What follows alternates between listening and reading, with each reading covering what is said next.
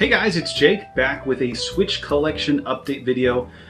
This isn't going to be your typical pickup video. I'm not going to go through everything that I've gotten since the last video, mainly because that would take too long. It would be boring, no one cares, because honestly mostly what I've picked up is just little $10 titles here, you know, $15 titles there, just rounding out the collection.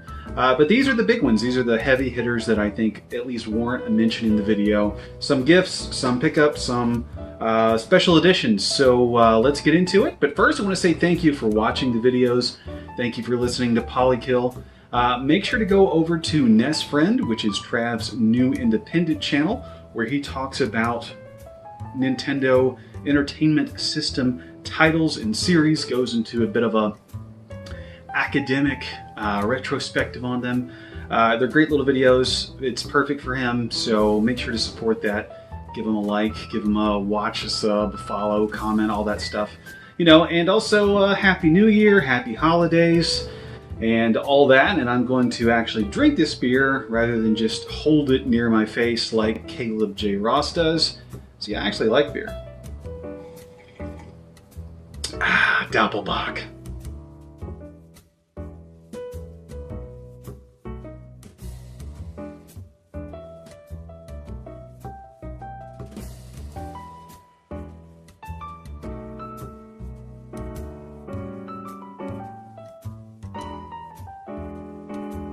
All right, let's hop into some of these pickups, if you want to call them that. I think first of all, I need to talk about the two Switch games I got as gifts. The first one that I'll mention is from our very own Trav Plays Games, and this is the Mega Man Legacy Collection. This is volumes 1 and 2. So it covers basically a whole gamut of Mega Man series. It covers 1 through 10 essentially. I have to admit that I'm terrible at Mega Man. I've tried playing them occasionally. Maybe this will spurn me onto actually giving it another shot. Who knows, I might fail miserably at all of them. I know they're tough as nails, and I am not. But anyway, thanks Trav, this is a cool piece. I've thought about picking it up many times, never did. So thank you for getting it for me. You're a good friend, and yes, my birthday is very soon. It's not, it's July. Just be thinking about that though. The other gift I got was from my mother-in-law. Now I did have a bit of a input on what I got. We used Giftster this year, and we always put a minimum on the gifts that we get, or a maximum on the gifts that we get each other. So this was on my list, and I honestly completely forgot that I put it on there. But that is Salt and Sanctuary. This is the cool little 2D or Metroidvania Souls-like from Ska Studios. It's a very dark, moody, tough as nails action platformer with RPG elements. If you're unfamiliar with this game, get familiar. It's really cool. Ska Studios does quality work. I don't know if you ever played their Dishwasher games back on Xbox Live Arcade. I think they're on Steam as well. Got a lot of personality, solid game design, and this is their biggest adventure yet, obviously, taking on the Souls formula. But it's really cool. It comes with a few goodies on the inside. It does come with a manual, which gotta love that. Shows you the controller layout and some bits of lore. It does come with a fold-out map of the island that the game takes place on, as well as a code for the OST download. So I think this was under 30 bucks. So if you're interested in this game, support the studio. Go buy that thing. It's pretty darn cool. Next, I'll talk about a couple that you probably know I have if you listen to the podcast, but I feel like they warrant being brought up. That is Super Smash Bros. Ultimate, or Super Smash Brothers if you intend on pronouncing every word in the title. I've spent a decent amount of time with this, 6 or 7 hours, specifically in the World of Light campaign. I'm having a blast with it. I love how it just brings all these characters together from Nintendo franchises, from without Nintendo franchises, tons of levels, lots of rewarding gameplay here. It's going to keep me entertained for hours and hours, no doubt. So, pretty cool pickup. Once again, kind of on a whim. So, who knows? I might just go buy Switch games from time to time.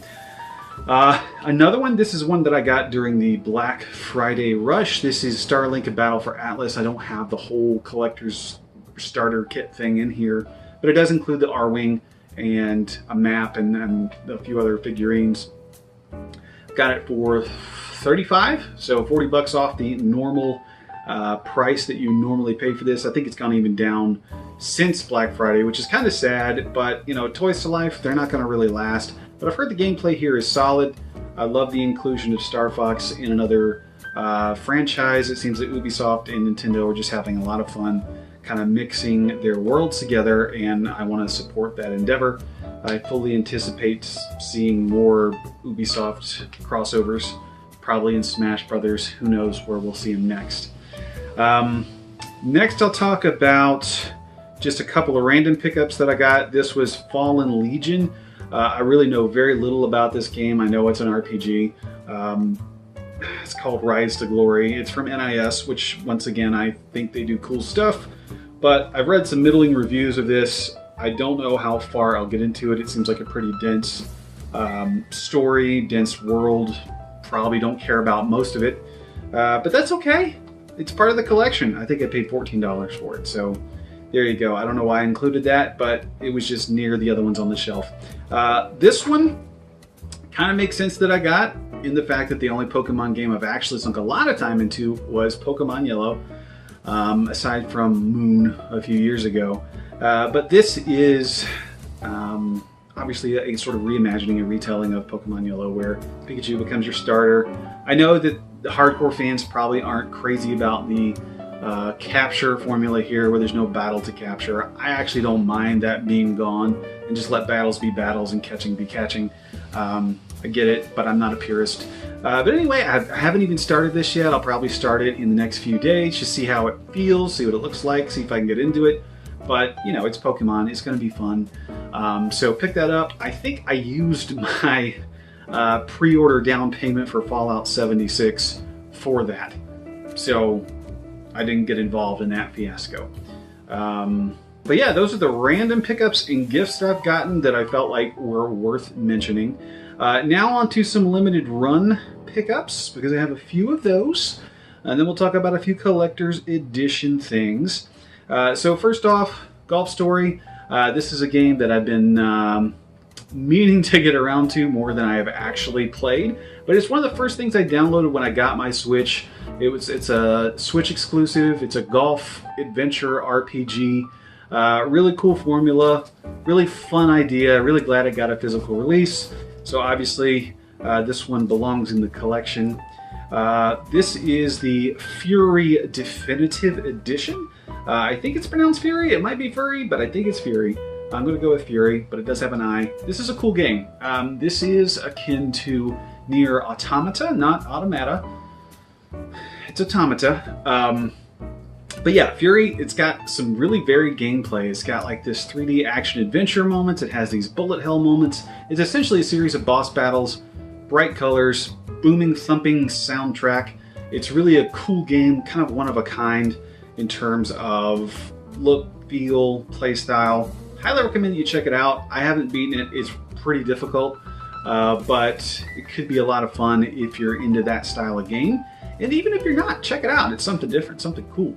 You might like it. Last on the limited run pickups is Yooka-Laylee. This is a game that I have thought about playing many times.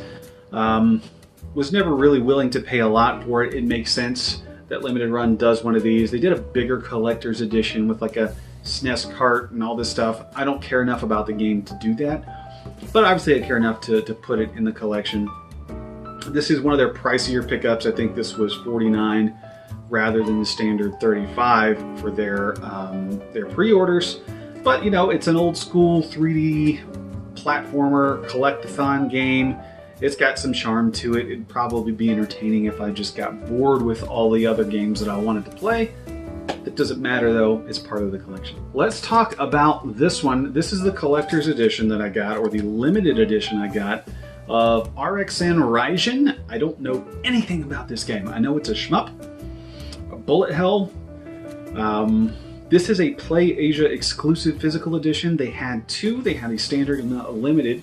The limited was only $10 more than the standard edition, and I thought, hey, why not? Let's spring for it. It does include the game, the manual, a steel book, and an art book.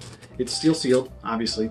I haven't tried to play it yet. I'm honestly not certain if it's localized or if it's still all in native Japanese in terms of voiceover, text, things like that, if it includes voiceover.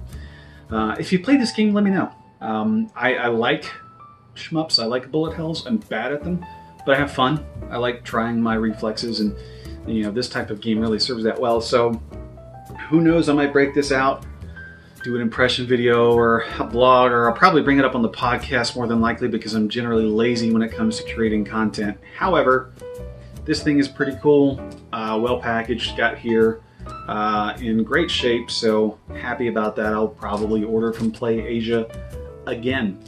Last but not least, this is the most noteworthy piece I have in my Switch collection in terms of sheer coolness, in sheer size anyway, and that is this sweet Mercenary Kings and Flint Hook double pack from Limited Run. This was through a transaction with my buddy Frankie, aka Viper Strike, and it includes some really cool things. It includes, first of all, a big poster, which I'll not unfold, you can imagine. It includes a copy of each game, so Mercenary Kings, the Reloaded Edition, and Flint Hook. Both of these games I've been wanting to play. I did play this on PS4 back in the day.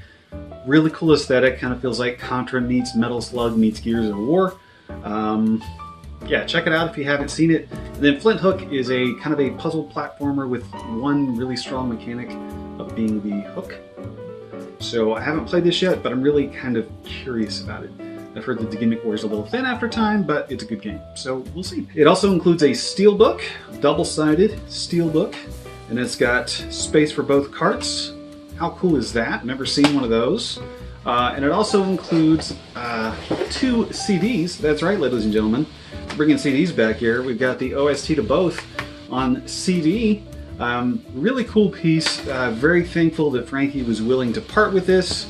Probably would have never picked it up otherwise, just because it's a little hard to get and a little cost prohibitive through normal channels. But yeah, those are my pickups. Those are the notable ones that I feel like garnered mentioning on a video update. But that's where my collection sits. I'm around 85 or 86 titles in physical form all told.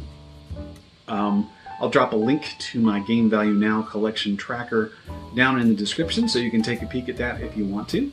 But otherwise, thanks for watching, and I'll see you on the next one. Peace.